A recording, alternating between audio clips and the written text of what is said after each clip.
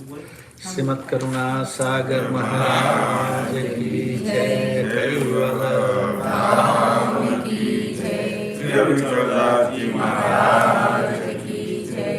ओम प्रथम प्रणाम धाम जेनो सकल पराप सरले जाति संत ब्रह्मांड सकल धर जय जय कैवलनाथ सनातन सर्वकीर्तारण अखिलानंद विनाश विलासी विविध विदारण लोक चतुर्दश गान करण सुधारण विविध भाग्य गुण ग्राम रंग विधि अलग उदाहरण अगणित इंद कटाक्ष सुतम पद परम अलंग सलंग एकतास हास को जानी न मर्म अंश निवासन धाम दाड़ी तुम पुरुष पुरातन नमो नमो निर्वाण प्राणपति सचर समाचन प्रकृति विनोदन्य पुरुष फलक में फलक उपासक आर्य धाम पति देव युगल शक्ति तन आशक तव देवन के देव सकल शिर हो तुम कैवल साक्षीवांत सुत सलंग प्रौढ़ पद पुरुष कलम जय करुणामय कांत मध्य आद्य पराप हंस रूप स्तुति कुबेर निज स्वर मंगल चरण धरण सजन उर ज्ञान अब ग्रंथन प्रारंभ हो सुनहो संत सुजान लोक असंख्य उत्पन्न गति सात दीप सुरधाम सो सब ग्रंथ में भाग्य हो विविध भाग्य गुण ग्राम सकल अंग बिना बिना गति आयत बोध शुभ सार करे कुबेर करते कहो संशय हरण भव पार। आदि शक्त स्वराज गणेश केवल करता की जय। श्री कृष्ण स्वामी महाराज की जय। परम गुरु श्रीमंत करुणा सागर महाराज की जय। नित्य कुबेराचार्य श्री नारायण दास जी महाराज की जय। नित्य कुबेराचार्य श्री बलदेव दास जी महाराज की जय। चतुर्थ कुबेराचार्य श्री भगवान दास जी महाराज की जय। पंचम कुबेराचार्य श्री प्रायक दास जी महाराज की जय। षष्ठम कुबेराचार्य श्री शीतल दास जी महाराज की जय। सप्तम कुबेराचार्य श्री विचल दास जी महाराज की जय। श्री सब संतन की जय। श्री सर्वदेवन की जय। श्री ज्ञान संप्रदाय की जय। श्री गुरुगादी सारसापुरी की जय। श्री केवल धाम की जय।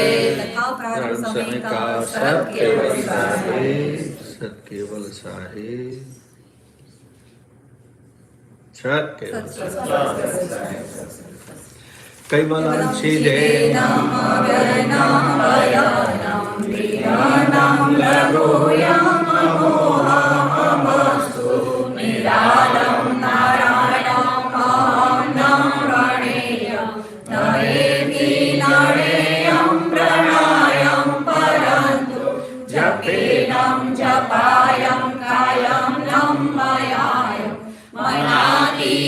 गोयं स्वयं तं समस्तु जहाननदातार्यं तं विचन्दं विनयजे करोति विवर्जितवस्तु वेदन्तम् अचन्तेन चन्दं सुनाति सनातं जिनाथ अनन्तो अगाधं बहोदं लयेजन्महादं कुबेरं तेयं नमामि नमस्तु। श्रीमद् करुणा सागर महाराज की जय, बोलो राम की जय, सीताजी महाराज की जय। સત્કેવલ સાહેબ, સત્કેવલ સાહેબ। 2022 ચતુર્માસ જેની કથાને પ્રારંભ થઈ આજે લગભગ 18મો દિવસ છે। વચ્ચે વચ્ચે આપણે અલગ અલગ પ્રકરણોને પણ આ કથાક્રમમાં સામેલ કરીએ છીએ, કારણ કે પ્રવાસ દરમિયાન મારે પ્રવચન કરવાનો મેળ ના પડે તો ખાલી જગ્યાની પૂર્તિ માટે આપણે કંઈક ને કંઈક ગોઠવવું પડે, અને એ પણ લાભદાયી છે। કંઈક ને કંઈક ગમે તે ગોઠવી દેતા નથી। એવું નથી થતું કે સ્કૂલમાં કે ભાઈ ઇતિહાસનો પીરિયડ હોય અને શિક્ષક ના આવ્યો હોય તો ગણિતવાળાને મોકલી દો, એવું નથી કરતા આપણે કે જેને ઇતિહાસ પાસે કશું લેવા દેવા ના હોય। આપણા પર જે કંઈ પ્રવચનો આવે એ આપણા ઉદ્દેશની પૂર્તિ ના હોય।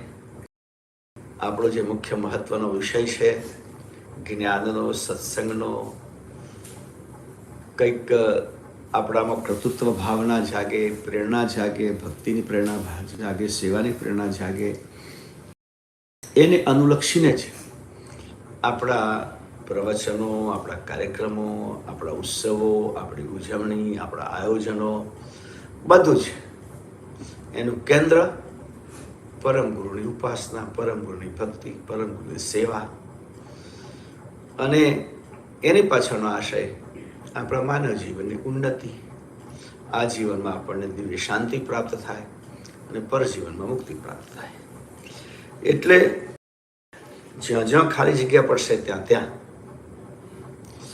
આવા વિશેષ વિષયોના કોઈ પ્રવચનો, કોઈ મહોત્સવની ઝલક કે જે આપણને ભૂતકાળમાં આખી સ્મૃતિ તાજી કરી દે અને ફરી પાછો આપણાને એક જાતનો ઉત્સાહ ઊભો થઈ જાય। અત્યારે ચતુર્માસમાં આપણે લીધો છે હંસતાલેવા ગ્રંથ, અને હંસતાલેવા ગ્રંથના પ્રારંભના અંગોમાં દિવ્ય પરમગુરુએ જે વાતો કરી છે એમાં વિશેષ તો જે વર્તમાન સમયમાં ચાલે છે ધાર્મિક કટ્ટરતા,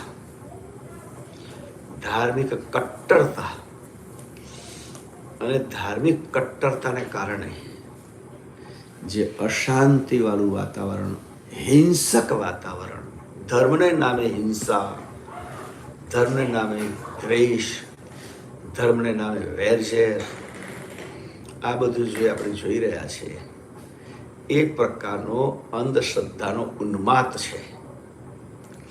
આત્મજ્ઞાન વગર માત્ર વિધિઓને, રૂઢિઓને અને રિવાજોને અથવા પોતપોતાની પરંપરાઓને વળગી રહીને એકબીજાની પરંપરાની નિંદા કરવી, એના પ્રત્યે દ્વેષ કરવો, આ બધું અત્યારે આપણે જોઈ રહ્યા છીએ।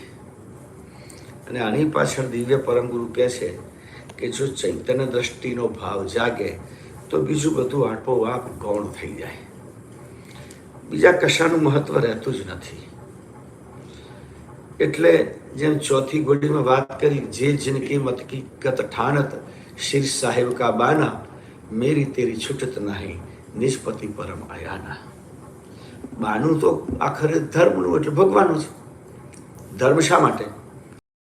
કે ભગવાનને પ્રાપ્ત કરવા માટે, ભગવાનને મેળવવા માટે, ભગવાનને જાણવા માટે, ભગવાન સુધી પહોંચવા માટે, ભગવાનના સર્જનાના પદને પ્રાપ્ત કરવા માટે આના માટે ધર્મ છે. એટલે બહારનું તો મોક્ષનું છે, બહારનું પરમાત્માની પ્રાપ્તિનું છે, બહારનું મોક્ષ મેળવવાનું, પરમધામ મેળવવાનું, આપણા સર્જનહાર સુધી પહોંચવાનું છે. પણ એને પહોંચતો પહોંચતો આપણે કંઈક બીજે રસ્તે ચડી ગયા. અને બીજો રસ્તો શું? તારે મારી તારીનો, હું કહું તે સાચું અને તું કહું તે ખોટું, એ વાત ઉપર આપણે જ્યારે ચડી ગયા.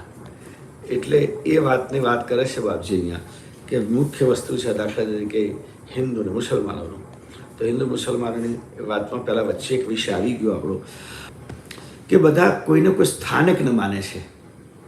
જેમ હિન્દુઓ મૂર્તિને માને છે, તો મુસ્લિમો દરગાહને માને છે, મસ્જિદને માને છે. મસ્જિદ પવિત્ર જગ્યા કહેવાય, એને કહેવાય પવિત્ર જગ્યા.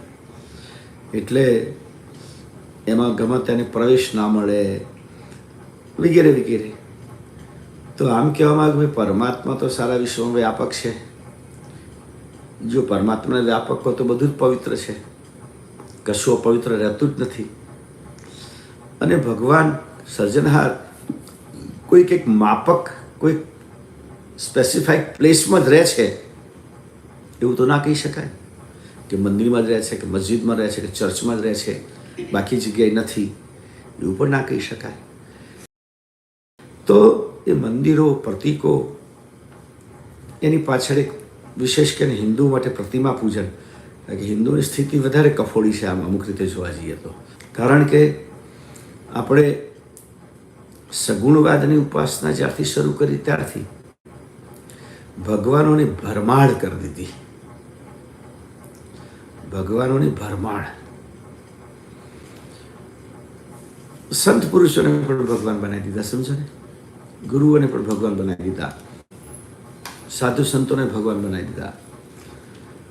જે અવગત આત્માઓ છે અથવા સૂક્ષ્મ દેહ ફરનાર આત્માઓ, એમને પણ ભગવાન બનીને નાના મંદિર બનાવી દીધા. અને કેટલા તો ભક્તોના મંદિર બનાવી દીધા.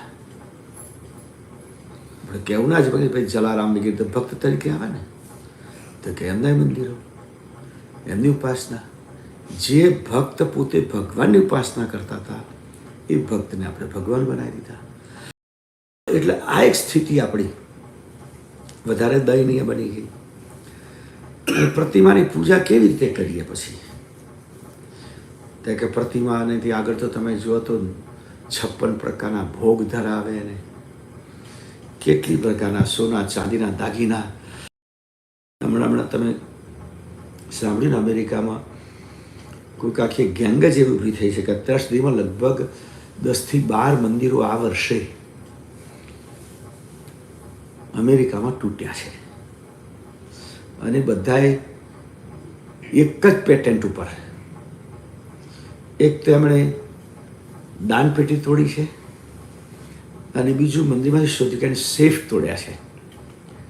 કે સેફ એટલા માટે કે આપણે બધા આપણા ભગવાન માટે મોંઘા મોંઘા દાગીના ચડાવતા હોઈએ છીએ સોનાના. કેટલા દાગીના સોનાના હોય, એટલે બધા દાગીના તો ચડાવવાના ના હોય. અને એટલા બધા ભક્તો પાછા દાગીના ભેટમાં આપે કે બધા એક સાથે દાગીના ના ચડાવવાના હોય. એટલે પાછા એના માટે આપણે સેફ રાખીએ. મોટાભાગના મંદિરોમાંથી આ લોકો રેકી કરીને આવી સેફ શોધી કાઢવા માંડી અને સેફ ઉઠાઈ જાય છે. એટલે ભગવાનને આપણે તો એટલું બધું ધરાવીએ છીએ, એટલું બધું અર્પણ કરીએ છીએ. સારી વાત છે, ભાવના સારી છે કે ભાઈ આપણા ઈષ્ટદેવને અર્પણ કરીએ, આપણા માટે પ્રસાદ થાય. પણ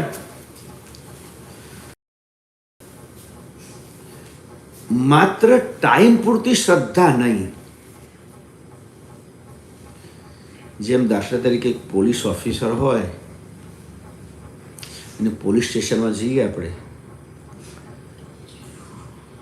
તો એકદમ આપણે ડિસિપ્લિનમાં બેસીએ, જરાય આપણા વર્તનમાં મિસબિહેવ ના થાય એવું આપણે સાચવીએ છીએ. તો જ્યારે આપણે આપણા ઘરમાં મોટે ભાગે કોઈ હિન્દુ એવો ના હોય, લગભગ આસ્તિક હિન્દુની વાત કરું, કે જેના ઘરમાં નાનું મોટું મંદિર ના હોય, દેવ સેવા ના હોય, આ સંસ્કાર તો આપણામાં છે જ, અને આપણે જેને માનતા હોઈએ ને, પણ આપણા ઘરમાં આપણા ઈષ્ટદેવ આપણે પધરાવીએ. એનો મતલબ એ થયો કે આપણા ઘરમાં આપણા ભગવાન હાજર છે, આપણા ઈષ્ટદેવ હાજર છે. હવે હાજર છે એમ જો આપણે માનીએ તો આપણાથી ઘરમાં કશું ખોટું કામ થઈ શકે નહીં, જૂઠું બોલાય નહીં, ચોરી થાય નહીં, ના ખાવાનું ખવાય નહીં, ના પીવાનું પીવાય નહીં, કેમ કે દાદા ઘરમાં બેઠા છે. પણ પછી ના, એ મંદિર પર પડદો પાડી દે, પછી આપણે જે ફાવે તે કરો. તો પછી ભગવાન ઘરમાં છે એમ કે તે મનાય કે છે. એટલે દાખલો આપ્યો કે ભાઈ આપણી ચાહના એક મર્યાદિત સમય પૂરતી નહીં, આપણે હર હંમેશા માનીએ કે મારા ઈષ્ટદેવ મારી સામે બિરાજમાન છે જ. અને એ રીતે આગળ જતા તો એ પણ વાત કરવામાં આવી છે. શાસ્ત્રોનો વેદો આપણે એમ કહે છે,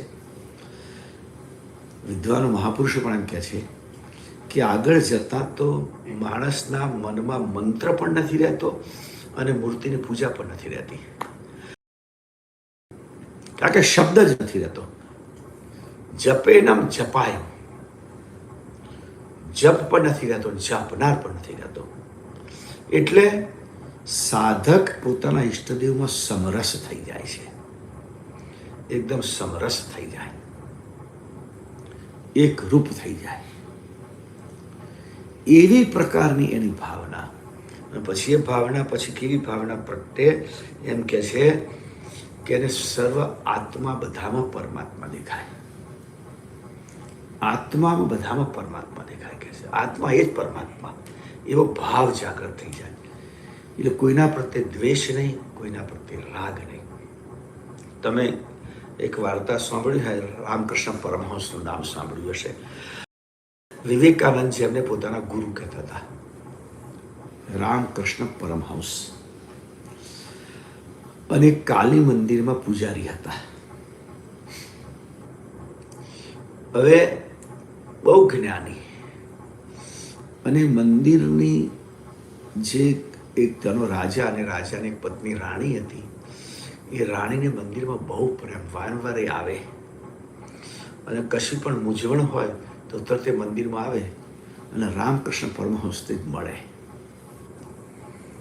અને એની પાસેથી પોતાની મૂંઝવણનો ઉકેલ એમની પાસેથી મેળવે. એટલે મંદિરમાં તમામ લોકો એમનું એટલું સન્માન કરે. એક દિવસ બે પૂજારી ભેગા થયા. એ રામકૃષ્ણ પરમહંસને કહે છે કે તમને આટલું બધું જ્ઞાન ક્યાંથી મળ્યું કે તમે રાણી જેવી આટલી બધી મહાન વિદ્વાન અને એની પણ સમસ્યાઓનું સમાધાન કરીને એને પણ માર્ગદર્શન આપો છો. આટલું બધું જ્ઞાન તમારી પાસે આવી ક્યાંથી? આટલી બધી બુદ્ધિ તમને કોણે આપી? તો કે ગુરુની કૃપા. રામકૃષ્ણ પરમહંસ કહે છે એ ગુરુની કૃપા. તો કહે છે અમને પણ કોઈક એવા ગુરુ બતાવો ને. આમની ગણતરી એવી કે ભાઈ આપણને પણ રાણી પૂછતી આવે. માણસનો ઉદ્દેશ શું છે? અમારું કલ્યાણ થાય એવું નહીં, આપણું પણ આટલું બધું માન વધે. રામકૃષ્ણ કહે છે કોઈ ગુરુ એવા આવશે તો હું તમને બતાવીશ, અને તમે એને શરણે જજો. હવે કાલી મંદિરમાં અન્નક્ષેત્ર ચાલતું હતું.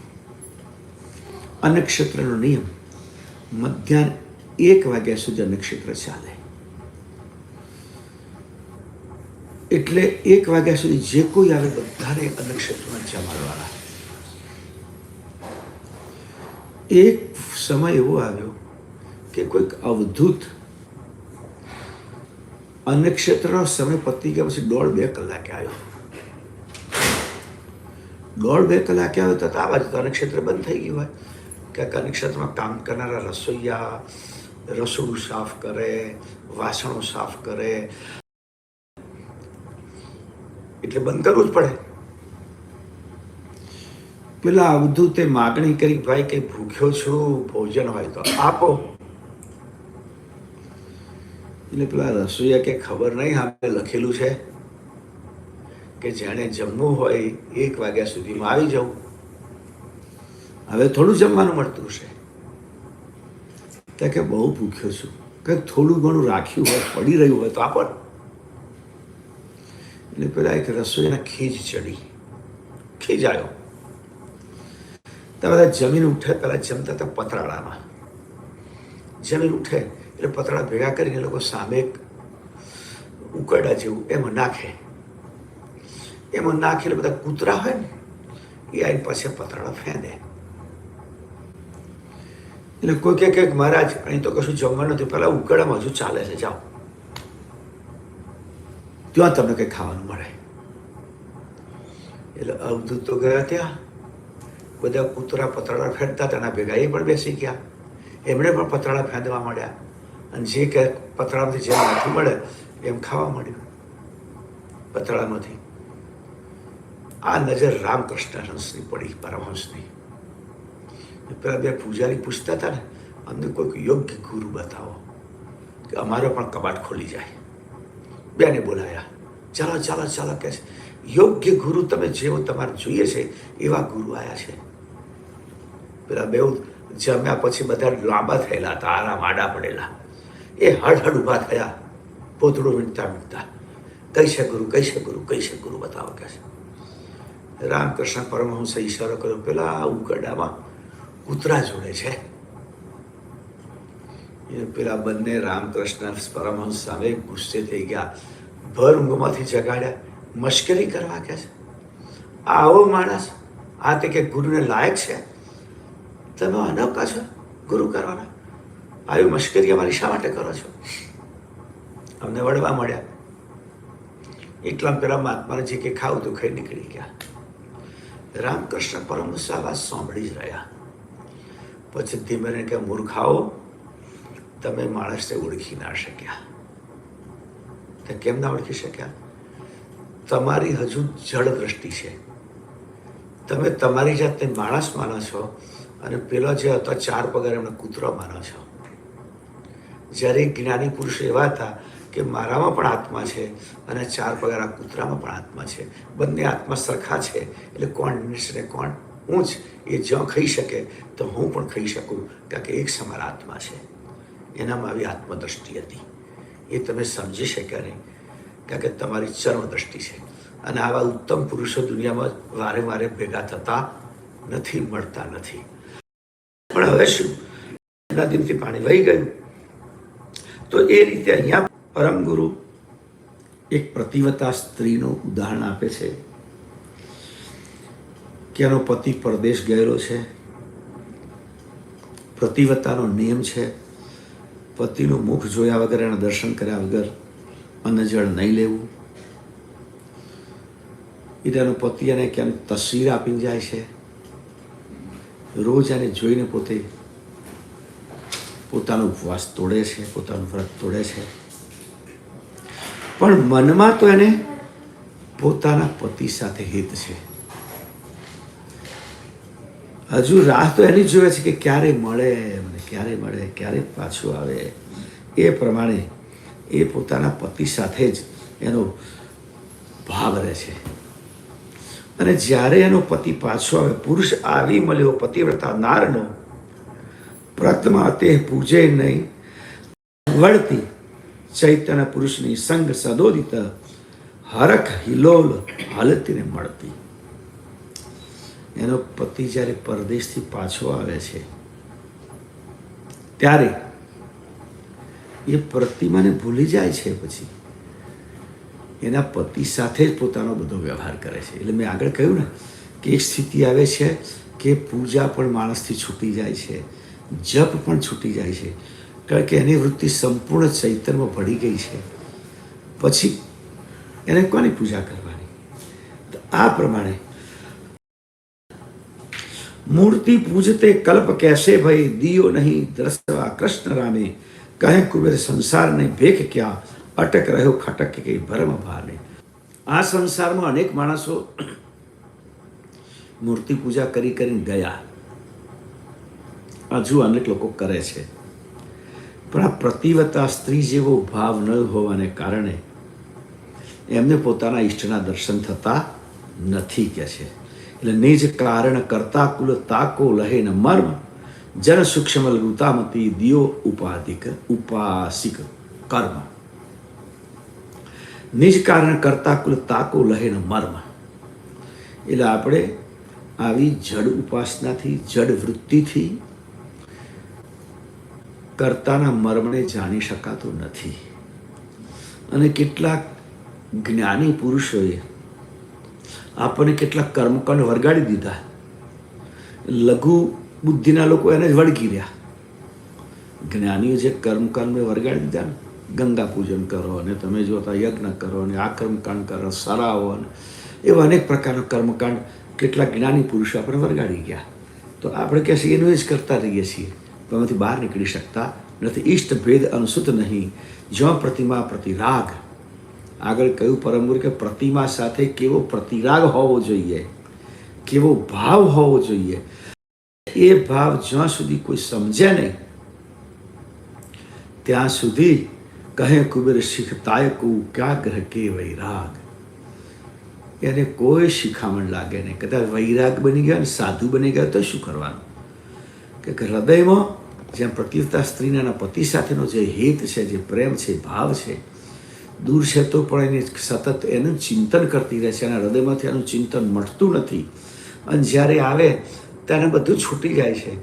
એવો ચૈતન ભાવ આ પછી સંત હોય કે ભક્ત હોય એમનામાં હોતો નથી.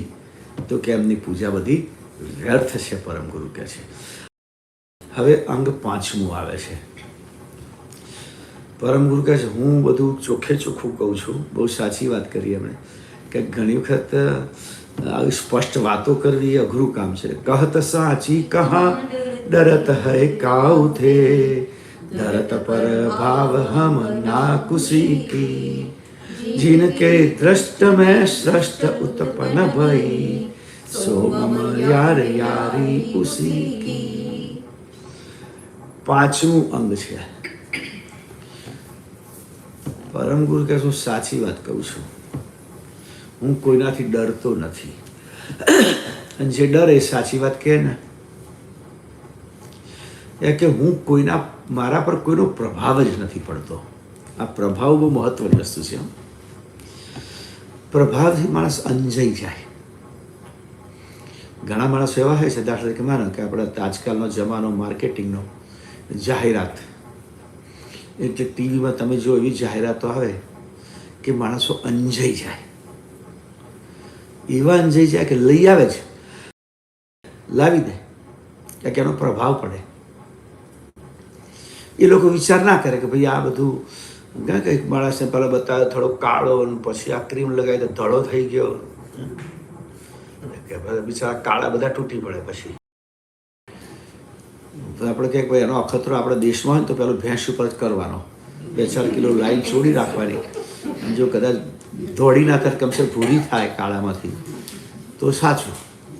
પણ એ જાહેરાત એવી પ્રકારની હોય છે કે માણસો એવું કશું જ વિચારી શકતા નથી.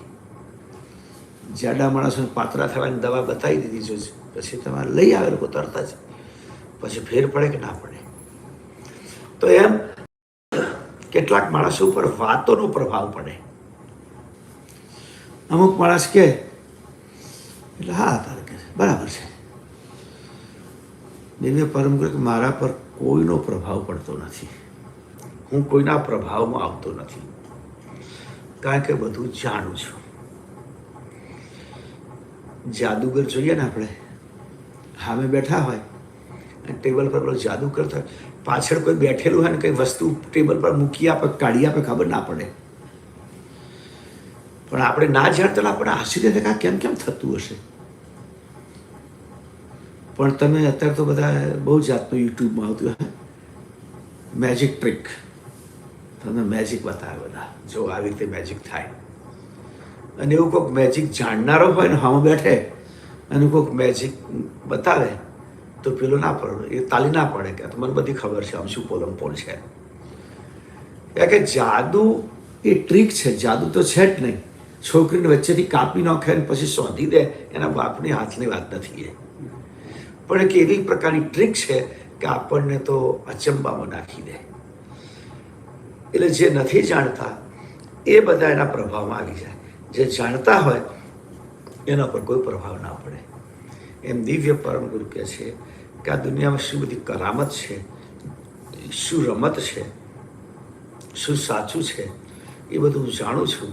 એટલે મારા પર કોઈનો પ્રભાવ ઊભો થતો નથી. અને આ બધું હું કેમ જાણું છું? તો કે જેણે આ સૃષ્ટિ ઉત્પન્ન કરી એની સાથે મારો સંબંધ છે. જેણે આ સૃષ્ટિ ઉત્પન્ન કરી એવા કરતા સોમમ યાર યારી ઉસીકી, એ મારા ધણી છે, મારા માલિક છે, અને મને એમની સાથે યારી છે, એટલે કે પ્રેમ છે. એટલે એમણે સૃષ્ટિ પેદા કરી અને મારો સીધો એમની સાથે સંબંધ છે. એટલે હું બધું જાણું છું, અને બધું જાણું છું એટલે મને કોઈનો પ્રભાવ નથી કે કોઈનો ડર નથી. નિજપતિ અકલ સો સકલ કારના, દેવલ દેવ દેહ કાની દુનિયા, મુસલમાન મસિત ભઈ પ્રતીત ગોરા, પંચે પર પંચના રંચ ખોજારદા, દીન મુદા જાય જમ દ્વાર બહોરા. એટલે અહીંયા હિન્દુઓના રિવાજથી કે હિન્દુની માન્યતાથી હું પ્રભાવિત નથી થતો કે મુસલમાનોની માન્યતાથી પ્રભાવિત નથી થતો. કે છે હિન્દુઓ જુઓ તો દેવલ દેરાને બેકાર એટલે કાદવમાં ફસાય છે, અને મુસલમાનો મસ્જિદ અને ગોર ગોર એટલે દરગાહ. હિન્દુના તીર્થ તો કે દેવળ દેરા, અને મુસલમાન તીર્થ મસ્જિદ અને દરગાહ. એટલે મુસ્લિમોની પ્રીતિ મસ્જિદ અને દરગાહમાં જોડાયેલી છે, અને હિન્દુઓની પ્રીતિ દેવળ દેરામાં જોડાયેલી છે. પંચે પરપંચના રંચ ખોજારદા, આ બધા પરપંચ છે કે છે. પણ જેમણે રંચ માત્ર સાચી વસ્તુને ખોજી નથી, શોધી નથી કે આનાથી બહાર નીકળો એમ. બિન મુદ્દા જાય જમ દ્વાર બહોરા, મુદ્દા વગર, મુખ્ય વસ્તુ વગર, સત્વ વગર આ બધા યમદ્વારે જાય છે, હિન્દુ હોય કે મુસલમાન હોય. કે છે નિજપતિ અકલ સો સકલ કારણ કલ, અકલ અવ્યક્ત જગત પેખે, અવની અપ તેજ વાયુ નભ પંચમુ, તત્વ પરમેશ્વર વિશ્વ લેખે. નિજપતિ અકલ સો સકલ કારણ કલ. નિજપતિ કહેવાય છે અકળ. અક્કડ નહીં હોય, પાછું ધ્યાન રાખજો. અક્કડ એટલે જિદ્દી થાય. અક્કલ કળામાં ના આવે તેવા, સમજમાં ના આવે તેવા, જાણમાં ના આવે તેવા નિજપતિ તેવા છે. કે છે સકલ કારણ કલ. સકલ બધું સમગ્ર સૃષ્ટિના કારણરૂપ છે. એક તો અકલ છે, સમજમાં ના આવ્યા, અને સમસ્ત સૃષ્ટિનું એકમાત્ર કારણ એ સર્જનહાર છે. અકલ વ્યક્ત સા જગત પેખે. પણ આ બધું જગત અકલ અને અવ્યક્ત સર્જનહારને જગત જેવું જ આ દુનિયા જાણે છે. જગત જેવું જમ નહીં. બધા તમે જુઓ ને, આપણો ભજન એવો ને આપણી માન્યતા એવી. તમે જુઓ તમારા શ્રદ્ધાળુ એવું ગાતા હોય છે કે આપણને શરમ આવે. ભગવાનનું બધું આપણા જેવું જ હોય, સમજી લો. હમણાં હું ધાર્મિક જોતો હતો તો કંઈક ગામડાનો કોઈ બૈરો ગાતો હતો, બિચારા શંકરને કહેતા તમે છેતરી ગયા, છેતરી ગયા. લે હવે ભોળા તમે છેતરી ગયા. કે આપણા જેવું જ માને ને ભાઈ. જેમાં આપણે લગ્ન થાય એમનો લગ્ન, આપણો છોકરો એમનો છોકરો, એમને વળી પાછું રીસામણા મનામણા એમને ચાલે. એટલે જેવું જગતનું છે એવું જ આપણા ભગવાનનું છે, એવું માની લીધું. કે મોટે ભાગે તમે જો શાસ્ત્રના રચયિતા ગ્રહસ્થી છે. જેટલા શાસ્ત્ર બનાવ્યો એ કોઈ સંન્યાસી નથી બનાવ્યો, યાદ રાખજો. બધા ગ્રહસ્થી આશ્રમમાં રહેતા હોય કે રાજમહેલમાં રહેતા હોય, પણ બધા પરિવારવાળા. એટલે એમણે જેટલા ભગવાન બનાવ્યા ને એ બધા પરિવારવાળા જ બનાવ્યા. આપણા જેવા જ આપણા ભગવાન. અને જેમણે જે ત્યાગી સંતો સંત પરંપરા ઊભી કરી એમણે ત્યાગી. માનો જૈન તો મહાવીર ત્યાગી થઈ ગયા એટલે એમણે ત્યાગી જ વાત, કપડા ગ્રહસ્થી નહીં. કબીર પાછળથી ત્યાગી થઈ ગયા, એણે ત્યાગી જ કર્યું. જે સંતો ત્યાગી થયા એમણે ત્યાગી પરંપરા શરૂ કરી. પેલા તો પોતાના ભગવાન ગ્રહસ્થ બનાવી દીધા. અવનિયપ તેજ વાયુ નભ પંચમું. આખી દુનિયાની રચના 5 તત્વોમાં થયેલી છે, એટલે એને પંચીકરણ કહેવામાં આવે છે. પંચીકરણ એટલે જેની ઉત્પત્તિમાં 5 કારણભૂત છે. આ શરીર છે, શરીરમાં આંખ છે, નાક છે, કાન છે, બધું દાંત, હાડકો, ચામડું, મજ્જા, બધા અવયવો, પણ એ બધું જ 5 તત્વોનું બનેલું છે. એના માટે પંચમ સમેત સાંભળવો પડે કે 5 તત્વોમાં કઈ રીતે બન્યું છે. પક્ષી જે પવન આકાશમાં ઉડી શકે એમાં 5 તત્વો છે. માછલી પ્રાણીમાં રહી શકે એમાં 5 તત્વો છે. મનુષ્ય અને બીજા પ્રાણી જમીન પર હરી ફરી શકે એમાં પણ 5 તત્વો છે. વૃક્ષ તો હાલી જ ના શકે એક જગ્યાએ એક જગ્યાએ રહે એમાં પણ 5 તત્વો છે. તો બધામાં 5 તત્વો છે, તો ફેરફાર શામાંથી ઊભો થયો? ત્યાં કે પ્રમાણમાં. જુદું જુદું પ્રમાણ નાખો એટલે જુદી જુદી વસ્તુ બની જાય. 3 જ વસ્તુમાંથી તમારે બધું બને. સુખડી માટે પણ ઘઉંનો લોટ, ઘીને ગોળ જોઈએ. શીરો બનાવવો હોય તો એ 3 જોઈએ. લાડુ બનાવવા હોય તો એ 3 જોઈએ. અને ફાળા લાપસી બનાવે તો 3 જોઈએ. કંસાર બનાવવો હોય તો 3 જોઈએ. પણ રીત અને પ્રમાણ આછું આછું કરી દો તો બધું જુદું જુદું બની જાય. કાં તો સુખડી બને, કાં તો શીરો બને, બરાબર છે. પણ એવું ના બને કંસાર બનાવતા સુખડી ના બની જાય. એનું પ્રમાણ, એની રીત જુદી જુદી હોય. એમ પરમ ગુરુએ પંચમ સમેતમાં બતાવ્યું કે આ 5 તત્વો છે, જેમાં અવનિ, અપ, તેજ, વાયુ, નભ અને 5મું આકાશ. એ 5મું આકાશ, અવનિ, અપ, તેજ, વાયુ અને 5મું આકાશ. આ 5 તત્વોમાંથી આખું વિશ્વ બનાવ્યું છે. અને આપણે આપણા પરમેશ્વરને પણ આ 5 તત્વો જ વાળા માની બેઠા છીએ. પરમ ગુરુ કહે છે આપણે બધાની ભૂલ છે. તત્વ કે આપ પૂજાવત તત્વ કો, તત્વ કે તત્વ में सकल अटक्या, चैतन्य द्रष्ट उत्कृष्ट नहीं काऊ की, भूत कालोलनी ओल लटक्या. તત્વ આપ પૂજાવત તત્વ કો, પોતે તત્વના છે અને તત્વવાળી વસ્તુની પૂજા કરે છે. તત્વ કે સત્વ મેં સકલ અટક્યા. આપણે બધાય તત્વના પ્રભાવમાં જ અટક્યા છે. પણ તત્વની અંદર વિશેષ શું છે તો કે ચૈતન. ચૈતન વગર તત્વનું મહત્વ નથી. આપણું આ શરીર છે, કેટલું સરસ રાખીએ છીએ આપણે, ચોખ્ખું રાખીએ છીએ, શણગારીએ છીએ, ખવડાવીએ છીએ, આરામ કરાવીએ છીએ. આપણે કોઈ જોડે જઈએ તો કોઈ આપણને આવકાર આપે છે, આપણી જોડે બેસાડે છે, આપણી જોડે વાત કરે છે. નાના હતા ત્યારે આપણને રમાડતા હતા ખરા હાથમાં લઈ લઈને. મોટા હતા ત્યારે વાલ કરે, દાદા દાદી કરે. પણ ક્યાં સુધી આવું કરે? જ્યાં સુધી પેલો તત્વ છે, ચૈતન તત્વ છે, ત્યાં સુધી. ચૈતન નીકળી ગયા પછી નાના બાળકનું શરીર હોય કે મોટાનું હોય, કોઈ એને રમાડવા કે રાખવા તૈયાર થતું નથી. કેમ? કે ચૈતનનું મહત્વ છે. તો એ પ્રમાણે ચૈતન્ય દ્રષ્ટ ઉત્કર્ષ નહીં કાઉ કી. ચૈતન દ્રષ્ટિ કોઈની નથી કે છે. ભૂત કાલોલની ઓલ અટક્યા. ભૂત, ભૂત એટલે પેલું ભૂત નહીં, પંચભૂતને પણ ભૂત કહેવાય. ખબર છે? આપણે શબ્દ વપરાય કે મોટો માણસ ગુજરી ગયો અને પછી અગ્નિ સંસ્કાર એટલે લખીને આવે, એમનો નશ્વંત દેહ પંચ મહાભૂતમાં ભળી ગયો. આવું એક વાક્ય લખાય. એટલે પંચ મહાભૂત, ભૂત એટલે તત્વ. આ તત્વની આજુબાજુ આપણે લટક્યા છીએ. આપ નિજ કે નિજ તેજ બૂજત નહીં, હાલ હજુર રૂહ કે જુસાઈયા, કહે કુબેર અંધેર મૃદુ સકલ પ્રતપાયા.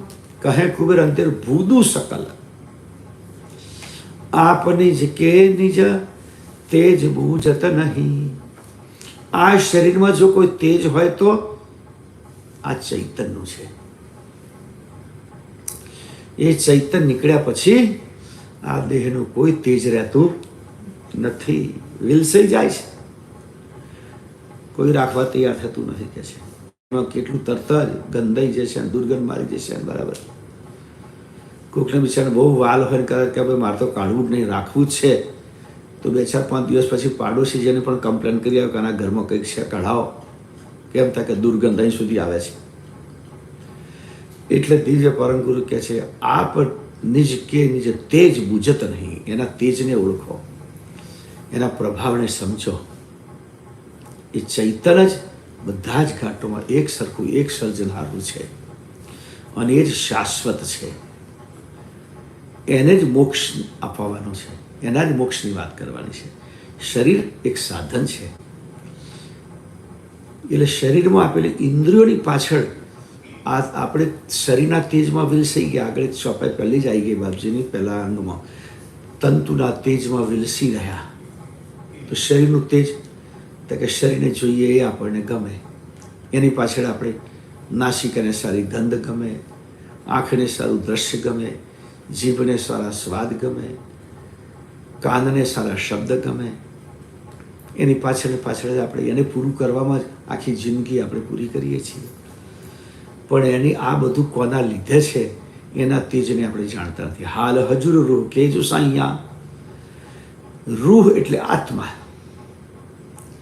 આપણે બધા રૂહ, મુસલમાનો રૂહ કહે અને આપણે એને ચૈતન્ય કહીએ. એટલે હાલ હજુર છે, દેખાય છે આપણને, દેખાતો નથી પણ અનુભવાય છે. એ જ આ પિંડનો માલિક છે. કહે કુબેર અંધેર ભૂંદુ સકલ. બધા કેવા છે? ઓંધળા છે. અને ભૂંદુ એટલે ભૂંડા, ભૂંડા છે, સારા નથી. અકલ કી નકલ કુપ્રત પાયા. કર્તાની જે નકલ હતી પ્રતિમા રૂપી, એની અંદર જ આપણે પડ્યા રહ્યા. પણ આપણી અક્કલથી અસલ શું છે એ પરમ ગુરુ કહે છે આપણે શોધી શક્યા નહીં. એટલે જડ ઉપાસનાનો જે આખો ચાલ્યો સાધન સારું હતું. પૂજાના જેટલા પ્રકલ્પો છે એક પ્રકારના સાધન છે, અને સાધનોનો સહી ઉપયોગ થાય તો એ સાધન લેખે લાગ્યું ગણાય. સાધનો સહી ઉપયોગ થાય તો. મેં વચ્ચે શિકાગોમાં દાખલો આપ્યો હતો કે ભાઈ એવા શોખીન હતા તો કે પાવાગઢથી આવતા હતા, રસ્તામાં એક ગામ આવે શિહોડી, તો તલવારો બહુ વેચાય. એટલે સરસ તલવાર પાણી લઈ આવેલા અને ઘરમાં રાખીશું. લાઈન બેઠક ખંડમાં લટકાઈ દીધી, સરસ શોપીસ જોઈ. પછી બહાર ગયેલા દિવસે આવ્યા હતા તો જોયું તો શોપીસમાં બેઠકમાં તલવાર લટકાયેલી નહીં. તો રસોડામાં ગયા તો પેલા બેન તલવાર ઊંધી મૂકીને રીંગણ ઘસતા હતા, સમારતા હતા. અરે કે તને ભાન છે? કે છરી ક્યારે સમારવા, લાંબુ છે, જલ્દી પતસ કે છે. તો કે જેનું જે કામ હોય એનું કામ શોભે, આ તલવાર કે રીંગણ સમારવાની ના હોય કે છે. એમ અહીંયા કે છે ચૈતન અંશ. એ ચૈતન છે, એને માત્ર શરીરના ભાવ પૂરા કરવામાં રોકી રાખીએ તો એની દ્રષ્ટિ જડ દ્રષ્ટિ બને અને જડ ઉપાસનામાં રોકાઈ જાય. એટલે આગળ પરમ ગુરુ લખે છે કર્તવ્ય કાર્ય સરે નહીં બિન આત્મ ઓળખાણ. કર્તવ્ય કાર્ય સરે નહીં બિન આત્મ ઓળખાણ. મત કોઈ અટકો માન સુણી નાના વિધિવાન.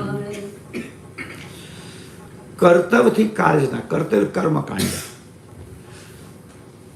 માત્ર કર્મકાંડથી કાર્ય સિદ્ધ થતું નથી. કે કેટલા લોકો નહીં ઓલું ઠોકી બેસાડીશ આપણે ત્યાં કે ભાઈ ગંગાજીમાં ના આવે એટલે બધા પાપ ધોઈ જાય, એટલે આત્મા નિર્મળ થઈ ગયો.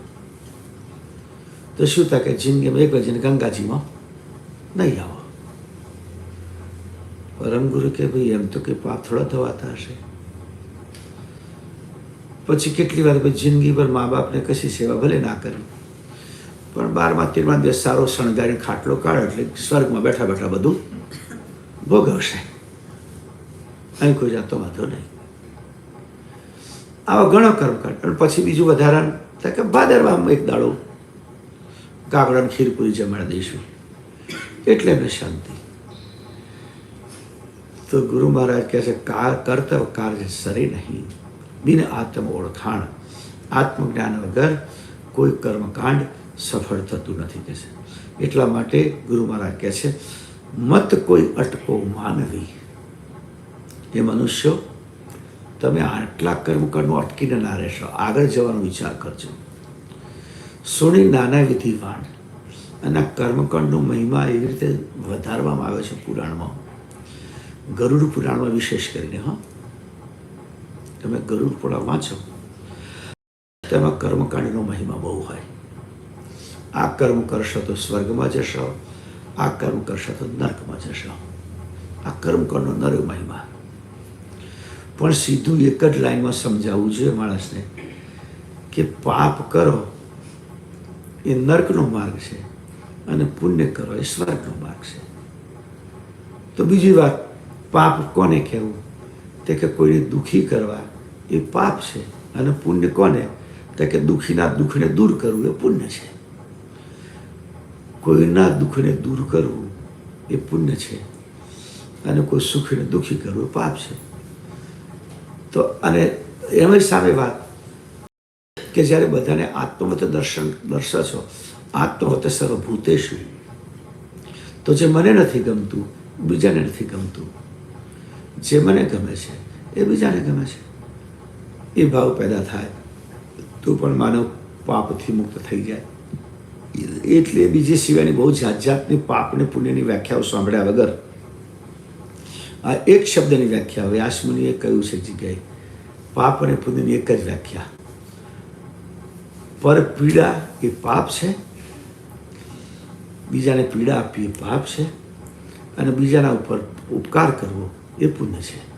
તો બીજું વધારાનું સાંભળ્યા વગર આટલાથી જ આપણું કાર્ય સિદ્ધ કરી શકાય.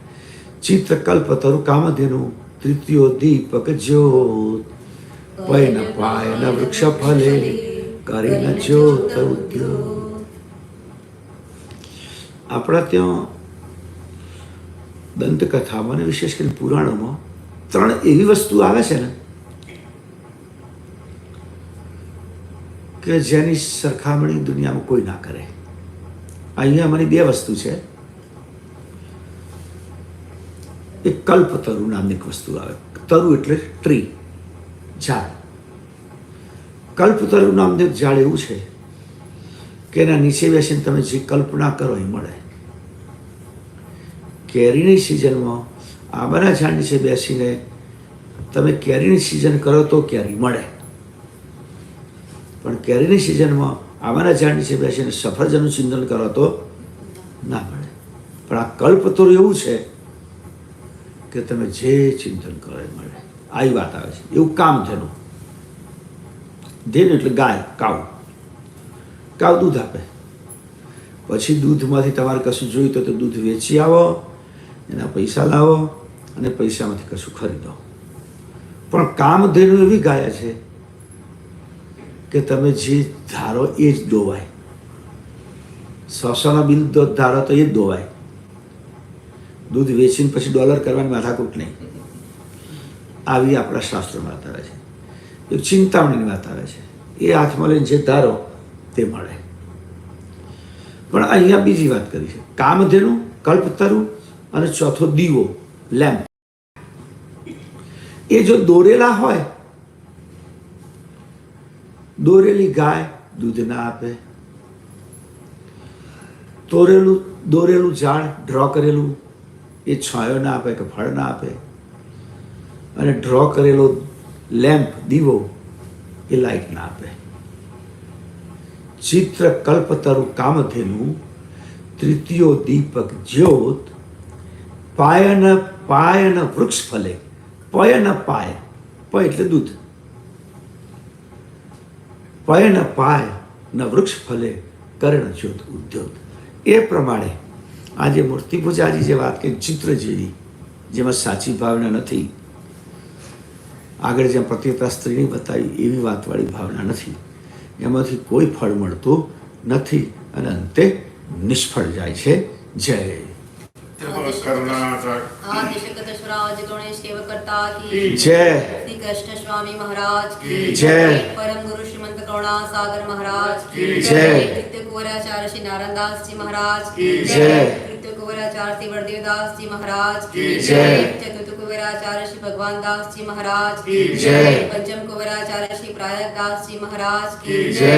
ષષ્ટમ કુંવરાચાર્ય શ્રી શીતળદાસજી મહારાજ જય. સપ્તમ કુંવરાચાર્ય શ્રી વિચલદાસજી મહારાજ જય. श्री सब संतन की जय, श्री सर्वदेवन की जय, श्री ज्ञान संप्रदाय की जय, श्री गुरुगादी सारसापुरी की जय, श्री केवल धाम की जय. तथा प्रणातिका सत्केवल साहेब, सत्केवल साहेब, सत्केवल साहेब, सत्केवल साहेब.